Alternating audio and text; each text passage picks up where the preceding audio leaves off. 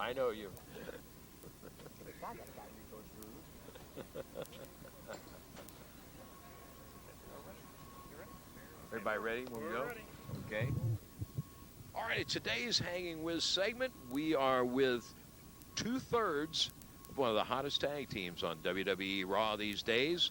We've got with us Rico and Rosey, and all I can say is I hope at the 3-minute mark Jamal doesn't come running out here and drop me.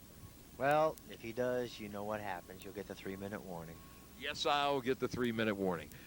Both of these guys have, this guy here trained at Ohio Valley Wrestling. We had the opportunity to have him wrestle for us on several occasions. And, of course, the big guy back there was one of my kids for a year. And, man, you've come a long, long way since you and I first met. Yeah, I remember at the Brian Pillman show. Right. That's when we first met. You asked me, and I wrestled B.J. Payne. I mean, and I got to be part of HWA, which was also special for me. In fact, this year, in March of this year, right before I got called up. Right. You were our champion for a brief time. Yes, I was honored to be your champion. I mean, Ohio Valley, the HWA, and then up here in WWE. It was a good crew of guys to work with, don't you think, Rico? Oh, wonderful crew. I mean, I worked with these guys before, and I mean, Haas, Bradley, Cade, you had a bunch of great guys. It was fun to go out there and entertain. It was easy. And, of course, you've got such a great athletic background, martial arts. You were a professional bodyguard. You'd won the American Gladiators. And although you're wrestling, and the win over Ric Flair, I sat with my mouth hanging open on that. I wrestled that guy his first year in the business. My gosh, my mouth stayed wide. I still can't believe it. I have to watch the tape over and over and go, I really did that? Oh, my gosh. But it was an honor to be in the ring with a 16-time world champion. And that WWE thought enough of me to put me in there with Ric Flair. It was an honor. I mean, wow, highlight for my career. And how do you like the managing aspect, especially with these two guys, because keeping them in tow got to be tough.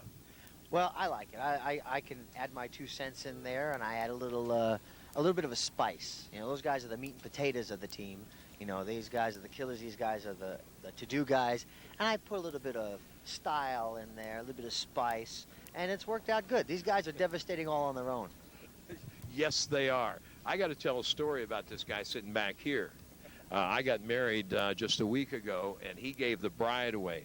My wife babysat this guy when he was 5 years old. Of course, at the time, I think he was probably 250 at age 5. And I'm going to tell you, as tough as he is, during the ceremony, I looked over, and I saw tears in his eyes. So. Now, she babysitted him at 5. I'm babysitting him now. Right. Her job was easier than yours. Yeah.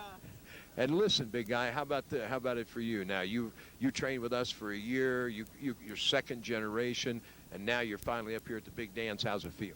It feels better than anything in the world. I love it to death. I have no complaints about where I'm at or where we're going as a team, and I'm just happy to be here. Very happy. You guys, I should, no pun intended, have made a big splash on a lot of people. We've seen you lay out Mae Young, Fabulous Moolah, Pat. I mean, some of the icons of professional wrestling, and their biggest layout was Vinny Dust.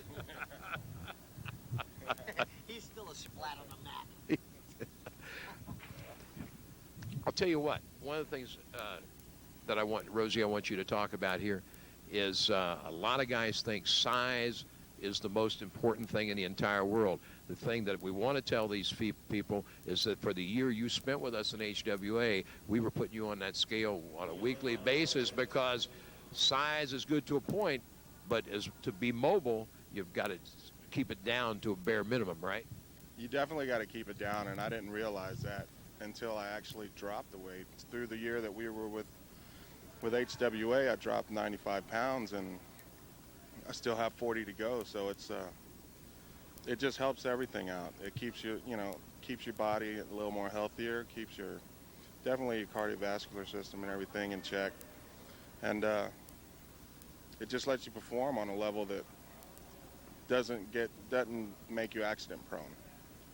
So that's the good thing. Can I say something about that? I want to say something about Rosey. That's the sheer determination of this guy. I mean, he was asked to put down the weight. He put it down, and that continues now. And I've been with him now for a few months, and that's the same determination he has in the ring. I mean, I watch him in a ring, and he has that same determination, that same focus. And he's got 40 more to go, and in my mind, and in WWE's mind, he'll drop that like that, no problem. But I just want to say to this guy, I mean, he's a professional, constant professional here. Well, I'll add to that because I tell you what, every day that we trained for 1 year, and we trained 4 times a week, this was the first guy in the front door, besides myself, on every training day. So he had his head where it belonged. There's no two ways about that. It was a hard training camp because I was there, remember? Yes. I was there, and you don't pull no punches there. You hold a training camp. Well, actually, you know, one of the nicest compliments is one day Kim Wood, who's the strength coach for the Cincinnati Bengals, came up to watch a training session, and Rosey and Jamal were running blow-up drills, or what we call blow-up drills, cardio drills. And when he left, he made the comment, he said, you guys do this 4 times a week. My football team couldn't do this 1 day a week. Rico, you're based out in Las Vegas. That's where home is. And at some point, there will be no wrestling. What's the plans for the future? Business, training other athletes, retirement? What exactly you got in your mind? Well, I want to stay out there as long as I can, as long as I look good, and as long as I can do what I'm supposed to do. And if not, when that time comes to a close, you know, I'd like to train and help out with the up-and-comers or do something in the office. And if there's not a place, then I can find something else. You know, that's been my MO for my whole life, you know, jack of all trades, master of none. Run that down for these people. You've been a bodyguard. Oh, my goodness. Go ahead, run it down. I've done everything from making sandwiches to professional wrestling. I was a policeman, a bodyguard, American Gladiators champion. My guy played the stunt Batman, Conan show, did a couple of movies, paramedic, you know, EMT paramedic. My goodness, power team. I just, you know, never sit still. You sleep once in a while, too, right? Yeah, once in a while. I'm still trying to get them to take enough time to just watch a 2-hour movie. And this guy is what they call the Rico Rock.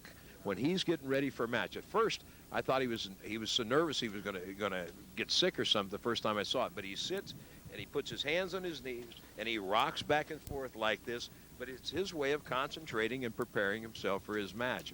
But I think everybody calls it the Rico Rock now, right? Yeah, they did that. You know who started that? Larry Zonka started that because when I was doing Gladiators, I'd get prepared. We'd sit on the bleachers and get ready, you know, because Gladiators, you see it for 1 hour, and it takes 10 hours to do one show. So you're there all day. So in between the matches, I would sit there and rock, and Zonka saw me, and he says, hey, I know what you're doing. He says, I used to do the same thing when I played football. And he called it the Rico Rock on camera. So it's kind of just taken its way since then to here. But it's how I prepare. I hear you. Listen, you got enough family that you could go to war with the United States if you wanted to. What are your plans? I know you're looking for a home here in Cincinnati, and what are your plans after wrestling? I want to pursue an acting career, God willing. But if not, probably to own a nightclub. I spent 12 years while I was wrestling in the Indies managing clubs, so that was pretty much my college for business aspect of something that I want to do. Plus, it's something I know I can do good.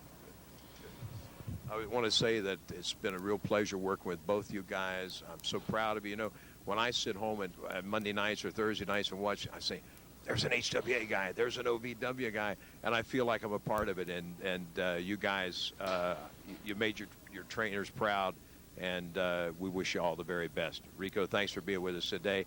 Matty, and thank you for standing up for us at the wedding, man. That was my pleasure. You're a hell of a man, both of you. Thanks, guys. Today we've been hanging with Rico and Rosey.